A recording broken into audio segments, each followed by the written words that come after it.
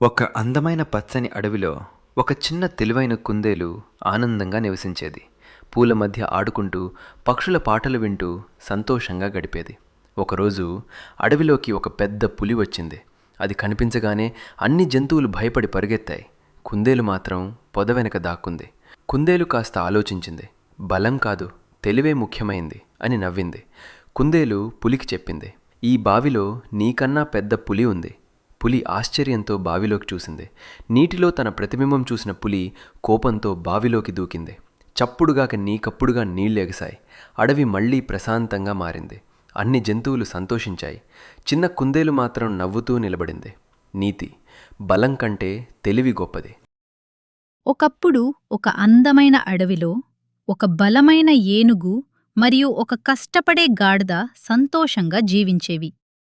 ఒక వేసవి కాలంలో అడవిలోని చెరువులన్నీ ఎండిపోయాయి. జంతువులన్నీ నీటికోసం బాధపడసాగాయి. అయితే బుద్ధిగా ఆలోచించిన గాడిద నీటిని వెతుకుతూ అడవిలో ముందుకు సాగింది. అప్పుడే దానికి ఒక చిన్న బావి కనిపించింది. ఏనుగు నీరు దొరికిందని సంతోషంగా వచ్చింది. కాని తన పెద్ద శరీరం వల్ల ఆ బావిలోని నీటిని తాగలేకపోయింది.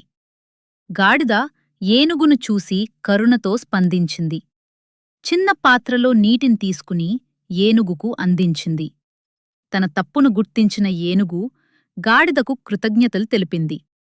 ఆ రోజునుంచి ఇద్దరూ మంచి స్నేహితులయ్యారు. నీతి: బలం ఉన్నదంటే గొప్ప కాదు.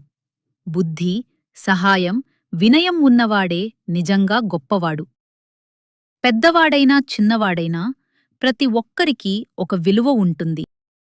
Hi friends, elephant and donkey stories Telugu ఛానల్ని సబ్స్క్రైబ్ చేసి సపోర్ట్ చేయండి.